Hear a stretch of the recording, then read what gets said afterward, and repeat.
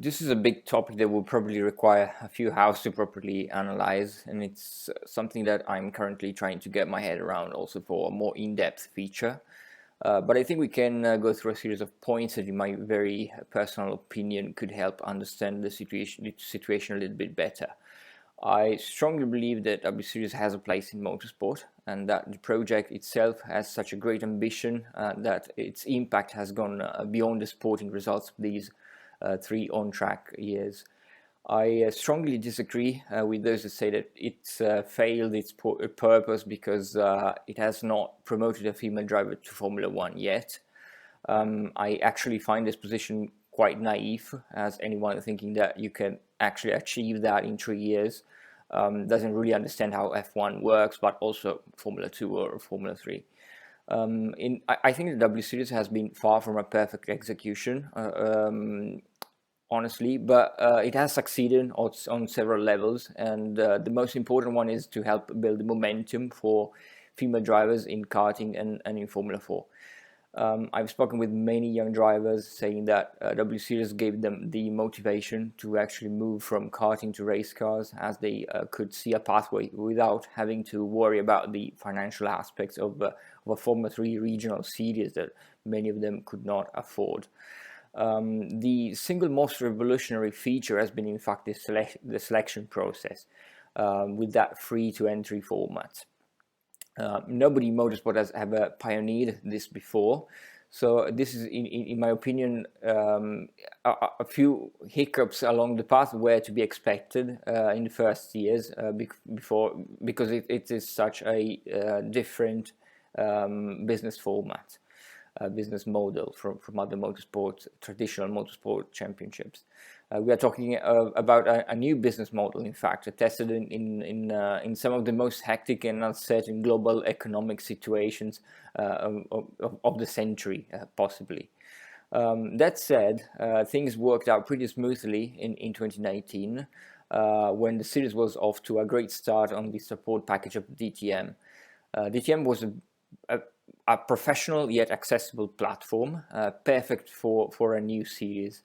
It had just lost the FIA Formula 3 Euro Series, which was really a big thing back then, and so being the only single-seater championship in the paddock in Germany and Central Europe made both figures, both on TV and on-track attendance, pretty big. It was strategically, in my opinion, a good call to start with DTM. But let's talk about the drivers and another few other points. WSeries gave a second chance to drivers of immense talent like Alice Powell, Bice Visser, Emma Kemmeline, and Marta Garcia that had been dropped from programs or simply had to stop racing for a few years for funding issues. Many argue that the WSeries needed to find only younger drivers to pursue their F1 ladder, but I would say that it's not everything about F1. Racing was good. There was some great close racing in 2019. Plus, W Series had found some great characters also as ambassadors for the cause, regardless of their age, in my opinion. When they tried to artificially lower that age this year, by primarily selecting less experienced drivers from karting or with very minimal Formula 4 experience, I think it didn't do them any good, and it was not actually beneficial for the drivers themselves nor for the racing. It obviously launched Jamie Chadwick's career, but also I would say they brought to a bigger stage also names such as Abby Pulling, Neria Marti, Irina Sirokova, or Belen Garcia, for example. Jamie is now obviously part of the F1 Driver Academy, even if this might be the topic for another day, but still. Abe Pulling as well is now under the wings of Alpine, and Miki Koyama is now a Toyota factory driver, so those are wins in my eyes for W Series. I think that too many have a tunnel vision towards F1, when W Series could be a great platform also to move towards other professional forms of motor racing. But as we said, there were issues as well. And in my opinion, many can be dated back to 2020 for the pandemic. The cancelled season really changed the W Series plans on so many levels as a startup. Financially, all their plans were out of the window pretty much, with sponsors, suppliers, partners leaving the project. DTM had its own issues as well and seriously risked to go belly up in 2020. At that point, stopping one season made sense, but also forced many changes to what was their identity. At their return, bigger and better, as Bonmio described, many welcomed the deal with Formula One as a lifesaver.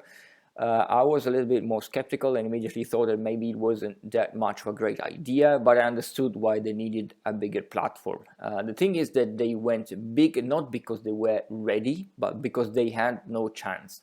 And that is the crucial point, in my opinion, and the mother of all the other issues that followed in the other seasons.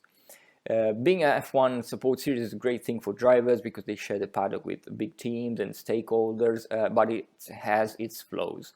The weekend schedules are so tight in F1 that they had to scale back from a 2 30-minute practice sessions to one single practice. And there was no space nor money for a double race like most of the Junior Formula Championship do. This is particularly important because these series have to be taken seriously into account as a learning platforms, really need to maximize their track time. This is all it takes for a driver to learn track time. W Series did 15 races in 2 years with F1, while Formula Regional European Championship, for example, does 20 in a single year. Euroformula has 27 triple headers. And Italian Formula 4, for example, has 21 races in a year. So that's pretty big difference. This is also why we cannot really compare drivers, female drivers so far with some other drivers that have been racing in Formula Regional. We say that they are much more prepared because they had more track time and more money spent on their learning seasons. Speaking of the calendar, again, too big, too soon. I understand why they wanted to be more global, but you first have to establish yourself regionally. European tracks are the ones that most of the drivers will have to drive in most of the championships, and there are plenty of tracks to learn without the need to fly away on such a tight budget, and especially for a single 30-minute race. Again, I understand why the importance of different markets such as the US or Asia. But you first need to be marketable, and which they failed to do, in my opinion, for continuing to be essentially a British series, which leads to also TV coverage issues. You build your fan base with accessible, free-to-air TV deals. They only ever managed to do that in the UK. Before, also, that region went behind the paywall this year. But TV coverage was kind of atrocious in the first 2 seasons outside the UK, I mean. And they apparently made very little effort to change that. Press also, all British. Little effort to engage with media outside of the UK. There was an accessibility issues, also down to F1 COVID protocols, obviously, that didn't help. But not only for media, I mean, also for guests, sponsors, and fans. DTM was very open environment. I remember new fans, girls, young women getting close to the cars, to the drivers in the DTM paddock, and you can forget about that when you are with Formula One, which somehow maybe works for F1, but not for a series that has to build its fan base from scratch.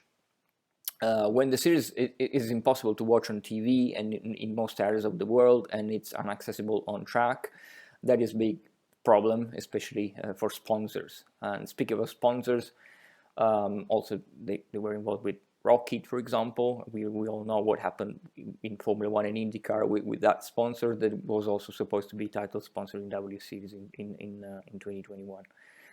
So they had also kind of these issues. When they moved to a team format, I fear that they would sell cars to traditional teams, like in Formula Regional, Formula 3, and on Formula 4, which would have taken away a big part of the one-team format that really helped, in my opinion, to focus on the driver skills initially. Instead, the sponsor teams were a good idea, in my opinion, but failed actually to find the sponsors, except for a very small number of them. And also those ones were, in my opinion, too detached from the sport. So they got bored quickly and they couldn't retain them, except for Puma, for example, which is connected to motorsport because they sell a product for motorsport or for sports in general. Well, the others were a little bit too much far away, too distant from actual racing, in my opinion. Also, speaking about cars, many think that cars should be faster, bigger, closer to Formula 2. In my opinion, that doesn't make any sense because we have the glass ceiling at Formula 3 level at this moment. So it makes perfect sense to position yourself at Formula 3 regional level, scouting from Formula 4. What can be done, on the other hand, is allow for more freedom in setups and adjustments, less restrictions on engine, add the push to pass, for example, like in Formula Regional European Championship, to effectively make them on par with the mixed series. Otherwise, people outside of the sport will inevitably compare the lap times from Formula Regional, for example, thinking that female drivers were so much slower, without understanding the reasons behind it. We have to understand that it simply, right now, we do not have such a big enough pool of drivers in this point in time to scout for Formula 2 or even Formula 3 level car. So we were doing immensely better now than 10 or even 5 years ago, but we are not there yet numerically for bigger cars because we need to push drivers right now into Formula 4 championships and let them develop there without jumping the steps, and then bring them into a Formula Regional car at WSeries level. Ultimately, there certainly has to be a facilitated path to help move forward for the winners. The FIA Formula 2 and Formula 3 offered this one test day in a Formula 3 car, both last year and this year, which is great, but is not enough. Costs are so big in those two cities that it's simply impossible to get in without a millionaire's backing. And if Formula 1 and its closest feeder series are serious about these kind of projects, they have to open a door.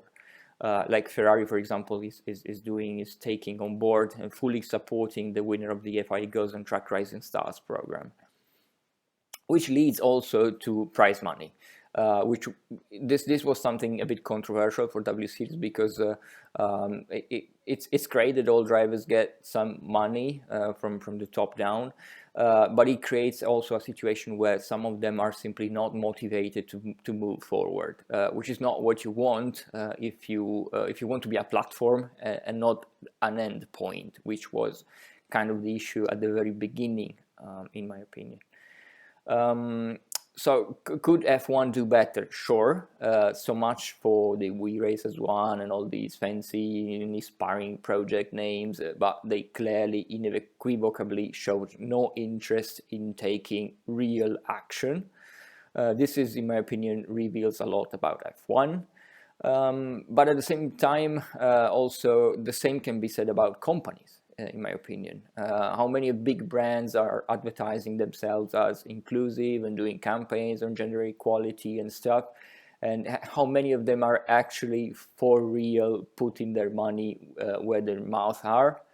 In my opinion, not enough, and this is the number one issue for female sports, really.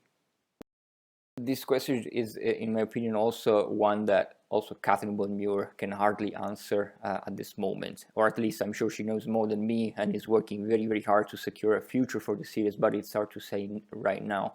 There's nothing fixed yet, otherwise they would have found a way to end the championship in the US and in Mexico, so they don't have enough security right now to say that it's 100% going to be back. But they are, I'm sure about this, they are working extremely hard.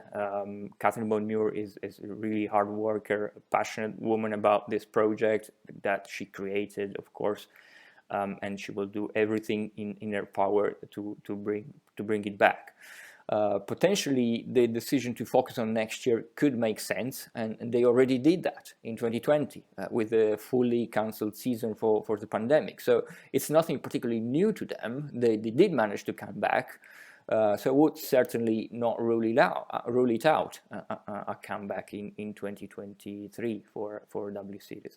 But even if they have to take a season hiatus and being back with a new format in 2024, especially with some major backing, that would make sense because, as I mentioned, this is a project that belongs to motor racing.